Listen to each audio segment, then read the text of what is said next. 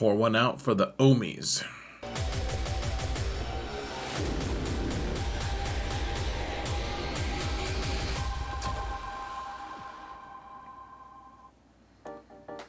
Hello everyone, and welcome to another episode of Xerath Prevails. We're going to talk about Omicrons and rank all of them. We have an infographic, and we have all kinds of fun insights to everything, to all three kind of game modes. You know, there's GAC, Territory Wars, and then all the PvE stuff. And it's worth knowing which ones are good and which ones are bad.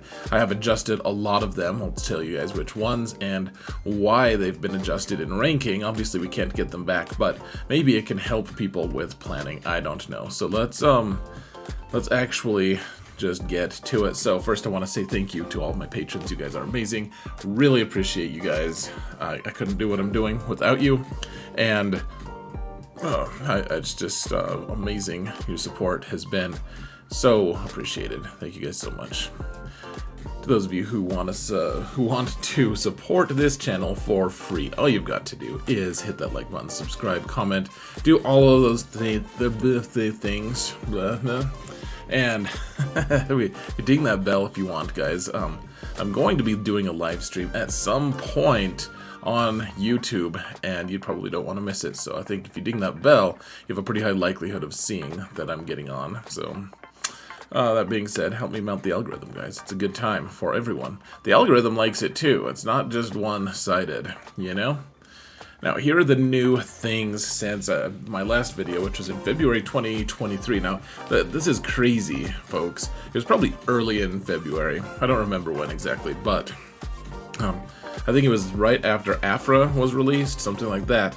And we've had all of these new Crons to rank, all the Omicrons.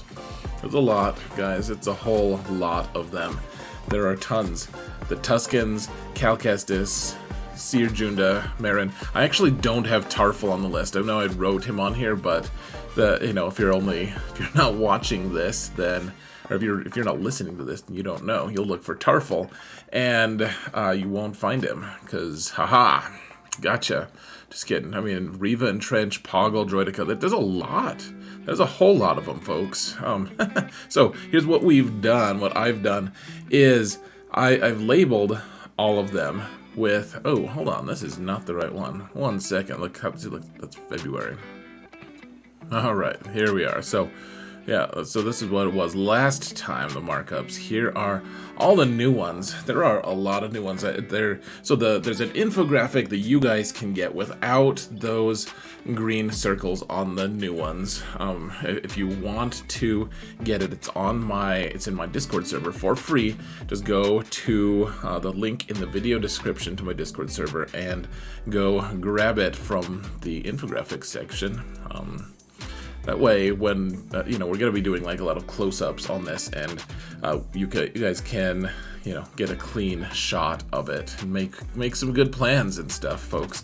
So yeah, let's actually just jump in to the infographic, shall we? It's going to be madness. Okay, so here, I'll turn my face off for just 1 second and explain how this all works. So first off, S tier is the highest level, and I didn't want to do like S and S minus or something like that. So they're just, these are the best. These are simply the best for their category. And then AA minus, BB minus, and then the why not though section, guys. It's like, well, I'm not gonna judge you for doing this as long as you have a plan. I mean, maybe I'll judge you anyways in the privacy of my own house, but yeah, I won't tell you I'm judging you.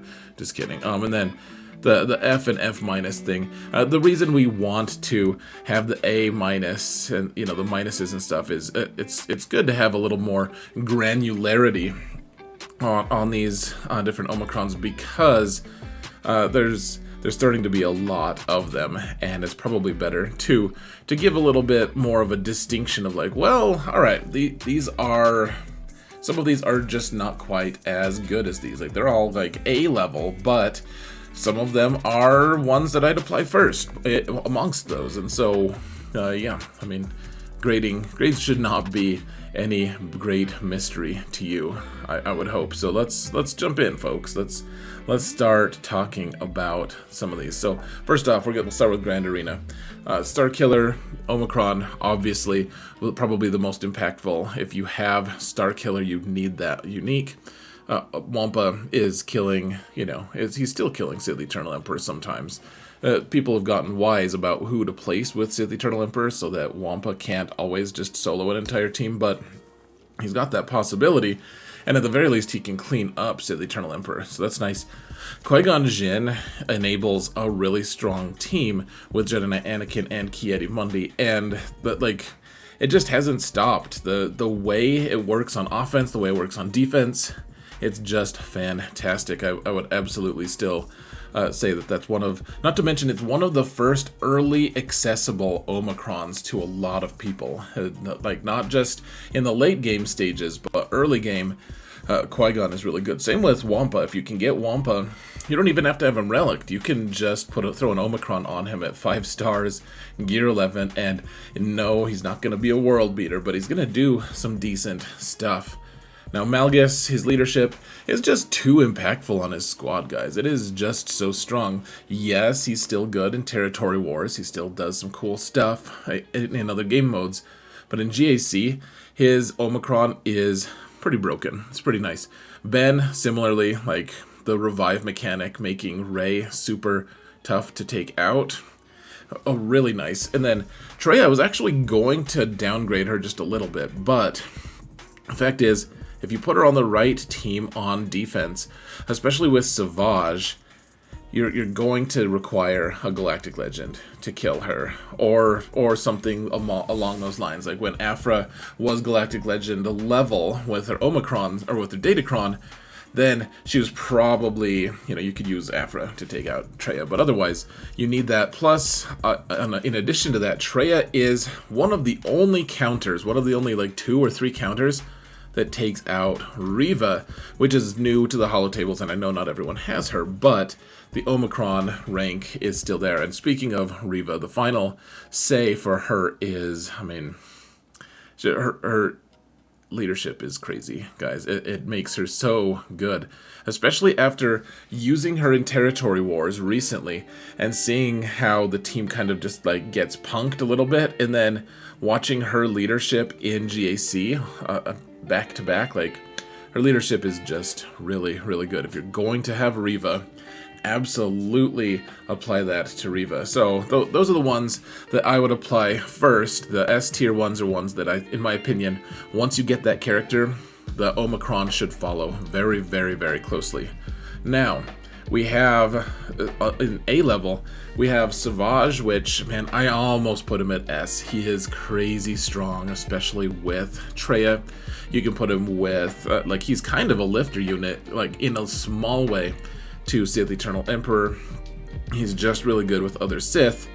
The reason I didn't put him there is you can still have a pretty credible team on a lot of different levels without him. He is basically relegated to lifter status. And yes, it's very good, it's very strong, super annoying, but he's not quite as ridiculous as the rest of them. Now, if you're going to put gear on him, I would strongly recommend putting it on him, but yeah, you don't absolutely need him. Now, we have Star Killer, and this is his AoE, this is his Dispel, and I used to have it a little bit further down the rankings, and honestly, I think this one is one that is close to as vital to the Star Killer team, as to his success as the unique, just because the way he counters Rey, you don't need it for all the other ones, but even for the other ones, it's really nice because Supreme Leader Kylo, if you're countering him, you can use the AoE, and everyone's got at least a couple buffs, right? And they don't go away. Advantage never goes away, and you're going to be doing a crazy amount of damage to them if you're trying to take out Jedi Master Luke. Everyone gets a ton of buffs. Grandmaster Yoda's hey guys, I've pulled up 27 buffs each, and Star Killer's and you're dead now. I've done that a few times. It's very satisfying. Really good Kron, and if you want to successfully navigate the way you can counter Ray with Starkiller, that is absolutely something that you're going to want to look at getting. Now Ben, his other two are really good. You can see there's one an A and A-. Both of them, I think he's one of the few characters that I would be like, yeah, you should absolutely try at least to get all 3 Omicrons for them. Probably Riva is the only other one, which you can see she's there as well. I mean, they are just really good. You only absolutely need the leadership on Riva, but the other two are very solid. Now Dash just keeps, man, people want me to downgrade this one, and I just disagree. He keeps beating problematic squads, because if you can't die to normal hits, like, you need Vandor Chewie. If you don't have Vandor Chewie, then he doesn't belong on this list. But if you have a Relic Vandor Chewie, and then Dash is a character you need for unlocking not only the Starkiller event, but you also need it for Radis and his ship. He's one of the most vital characters in the game. If you get Vandor Chewie, which isn't hard to gear, and it's not hard to farm either, then this team gets crazy strong if you know how to mod it right, if you know how to do everything right with it, which, I mean, it's not rocket science, guys. It's literally a game. I don't know why you would think it was rocket science, but it's very, very strong, and you're able to kill Jedi Master Luke with it. You're able to kill a lot of really problematic teams with it. Very, very, very strong. Iden is one that doesn't stay as strong at the later end of the ranking, like in terms of just players who or teams that are really good in the end game. She loses a little momentum, frankly. Like, she's still pretty good. She still hits really hard, but early game, if you can put her Omicron on, even at like gear 8, she's still taking out a lot of squads. Very, very strong. Riva is good, and then Marin, I don't know if she's really an A. I should put a question mark thing. Like, you can see in B with Seer, I should have put a question mark by Marin. She is facilitating killing Jabba right now, at least in 5v5. I doubt 3v3 she's going to do that, but I think A is probably pretty strong for her, to be honest. That might be a little bold. Okay, so the ones at A-, they're ones that it's like, okay, so the Afra one is actually pretty good, and I don't buy that Afra is going to be nearly as weak as we all have been saying. I mean, I've been saying it too, and I keep seeing her do some pretty crazy things. Honestly, she's not going to lose as much power as we all thought she was going to. I think she's going to be limited. She was unlimited before, like, she'd just kill everything, and now She'll kill a lot, but she's not going to be a world beater. That being said, her Omicron, I would say that her Omicron is crazy impactful, and normally I'd give it an A, but it's only for 5v5. It's not for 3v3, so downgraded that a little bit. Let's see, the Chrysanthemum and Radis ones, they're pretty good, just because if you have those characters, you're going to want them high relics. If you have them at relic 9, there is no reason you should not give them their Omicrons. Very, very strong for very strong teams. The Adrad one is maybe a little less strong, but I mean, the fact that it impacts, it's a leadership one, so it impacts his whole squad. It's pretty good stuff. Zori also just goes nuts. Zam is just gonna keep sinking a little bit. I mean, her giving a bunch of speed to bounty hunters used to be so broken, and now bounty hunters, they still do decently, but a lot of times they just leave her behind. They're like, you know what, the things we're killing, where we're going, we don't need speed. I mean, they need it, but there are more important mechanics at work, and Zam just kind of gets left behind, unfortunately. Okay, so B, probably I should have put Marin. Maybe I just made a mistake, and I should have put Marin at like B level, because I don't think she's quite that strong, but Asajj, very, very strong alongside Marin. The new Tuscan looks really good. I had to fight it in 3v3, and it's only 3v3, so I downgraded it a little bit. Otherwise, I think the strength would be like an A-, something like that, because it makes Cyan of Django a Tuscan for purposes of 3v3. It's pretty good. It's not bad, at least. Let's see, the Malgus ones. I keep seeing Malgus Malgus wants his lead, and then you can kind of just not put the others on him if you want to wait. You can just hold off on. Hondo, without his Omicron, we'll just see how good he is.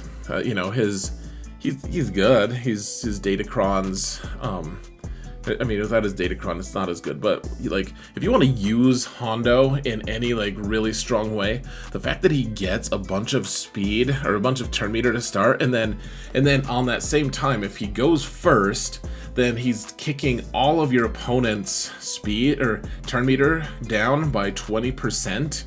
Really, really strong start for him, and that works from 5v5 and 3v3. So, you know, and then in 3v3, he's still kind of a monster, to be honest. He does a lot of cool stuff.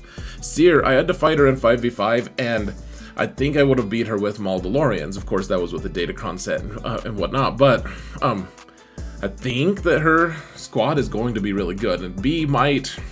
She maybe might upgrade or we might downgrade her, but I think right now it was a really strong team, and the reason I lost that fight though was because I didn't understand the mechanics as well. So once I did understand it, I think I would have done. I think I would have won easily. So I don't know. B is probably about where she goes right now. I guess I would recommend maybe not adding her quite yet. It's decent though.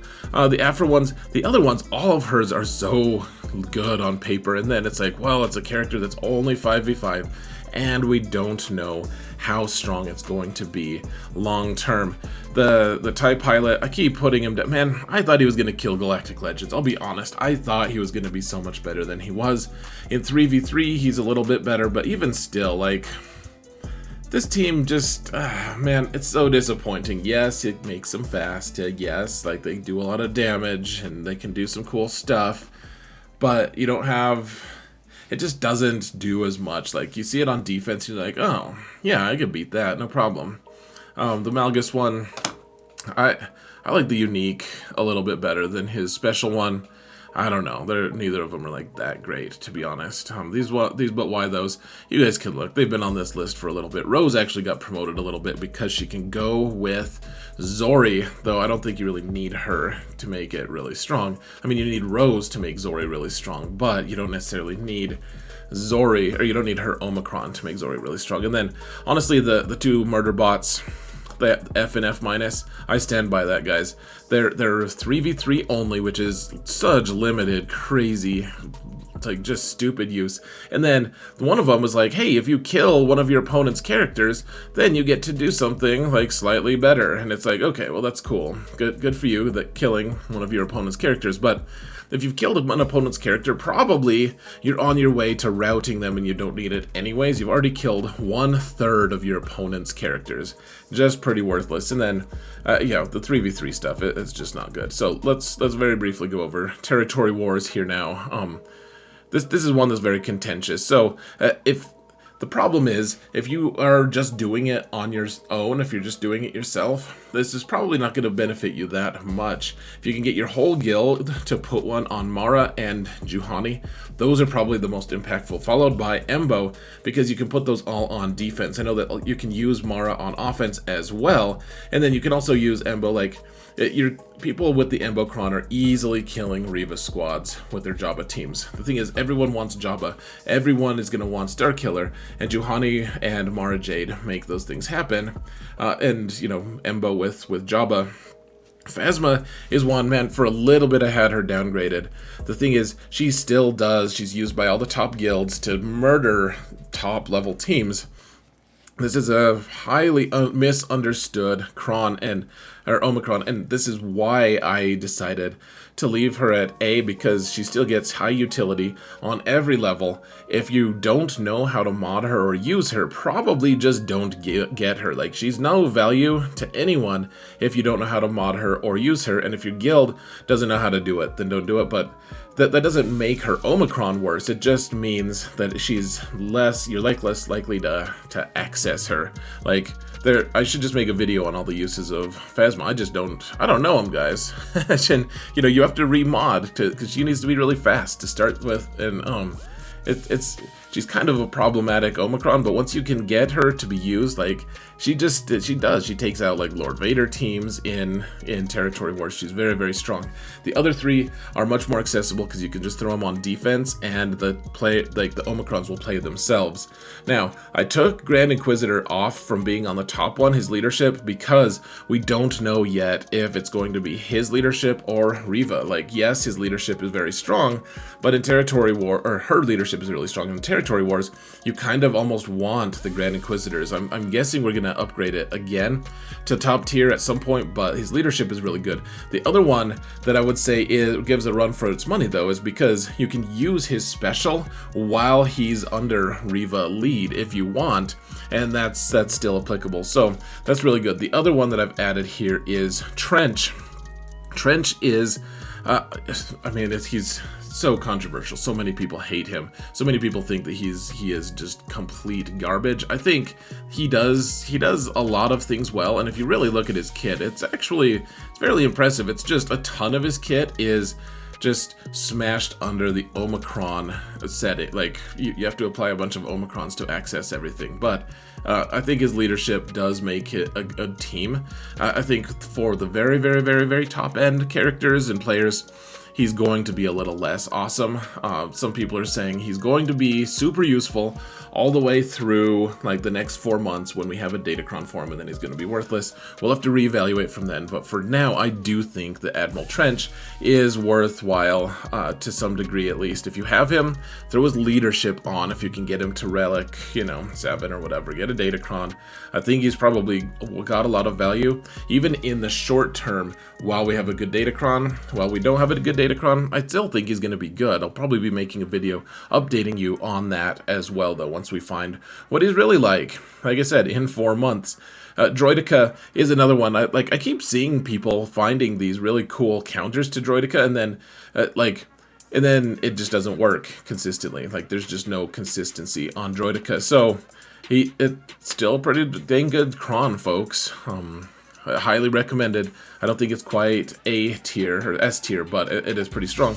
The Cal one is really good just because if you've already invested in Fulcrum Ahsoka, you can throw them in the same squad together, and suddenly it's a really good squad. Now, you can't do that with like Starkiller because they're both light side Ufus, but pretty good. The Trench ones are also, they are just really good.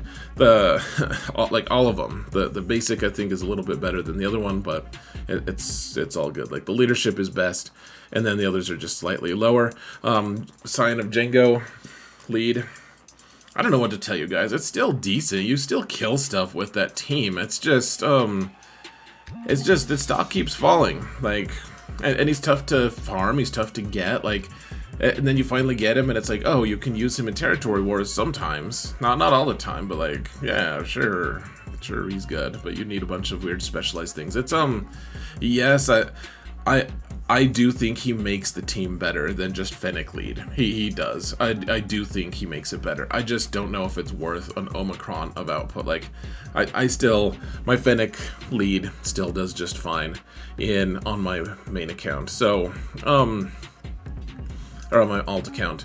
Now, I downgraded the Scando one because I don't know, like, okay, so if you put one on Embo, I guess if you also have one on Scando, like, it's gonna make the team stronger. I just don't know if you need it. Like, the Embo one is just highly impactful. The Poggle one is like, I don't know, he's probably getting punished for CG, being disingenuous a little bit, and they're like, hey, here's a cool new Omicron. Oh no, we don't want Poggle to kill Rey, so we're gonna take it so that you can't use it against Galactic Legends, and the limited use of Geonosians becomes even more limited if you think of it in terms of you're only gonna use 16 total teams in Territory Wars. Does he make the cut? Not necessarily if you can't kill Galactic Legends, because Galactic Legends are literally half of those 16. I know there's only 7 Galactic Legends, so I know the math is a little bit skewed, but not like, he's just going to have way more limited use. They're like, hey, here's a cool Omicron. You can only potentially use it against half the teams out there, and if they're not Galactic Legends, those teams are fierce. Now, will this be better on earlier level guilds, like the mid-level guilds that all of them have geos, but you're facing people who don't have like all the galactic legends. Yes, and that's why it probably should be a little more upgraded. This is a little gift for people who have who have been watching this video rather than just looking at the Omicron. I do think that Poggle is stronger than just this, you know, B+ level. I think it could be A-, frankly. We'll have to see. Time will tell. And then the Tuscan one, I haven't seen it. We'll see if it. People have said that it's going to counter the Droidica one. I guess we'll see. Time will tell. I haven't really seen that yet. You know, for better or worse. Like I said, time will tell. The Inquisition ones are all F-, just horrific. Because you only unlock all of these so that you can get Grand Inquisitor and then eventually get Riva, and those Omicrons are 1,000 times better than what these leadership ones are, and they're all leadership ones. You can't even use them on other teams. Just pretty abysmal. Now, in terms of PvE, I think Boosh is going to end up being really important. I think people should be saving an Omicron for Boosh. Kyle Katarn just ends up turning both Jedi teams and the Mon Mothma team into really, really strong squads in territory battles, if that's what you're into. I don't really recommend it. I don't think you really need it, but to each his own. Cassian one keeps being pretty strong. Probably just a little bit stronger than these other ones, though the Finn one is actually very, very strong as well. They're all really good at what they do, guys. They're just not necessary, because waves in territory battles are, yes, they're kind of nice to have, but you can kind of just, as a guild, ignore waves as long as everyone is deploying and doing their ship battles. Then you can get most of the stars your guild could anyways, without people approaching burnout level. And, you know, I love to chase stars. It's fun to do. It's fun to challenge myself, but it takes time, and I don't necessarily think it's that worthwhile, honestly. You know, the Swordy Cron, it's like, I don't know what could entice me to get a Conquest Cron, but she is not it. She just isn't it. You don't need her. I mean, she's also a fantastic Conquest character. So it's not really like, it's the Omicron's fault, not her fault. She's wonderful. The Omicron just doesn't add anything. In some ways, she's like too powerful, and it's like, oh well, yeah, she's so strong. I don't need her help. Gamorrean Guard, IPD, who knows, maybe they'll be good eventually. I do like the idea of IPD just being able to explode forever. It's just, it's like 100,000 damage doesn't do anything these days. It's pathetic. CG really needs to ramp up that huge damage that they do. And same with Gamma makes the Jabba team way better. But the Jabba team doesn't need to be better. If you have the relics to play the fight, then Jabba just destroys everyone on all the nodes, so you don't need it. Karth, maybe we'll get a boost to him now that the raid is coming out. We're gonna need more Old Republic stuff. Who knows? Alright guys, I think we're at the end. So, yeah, what do you think? What did I miss about Omicrons and their rankings?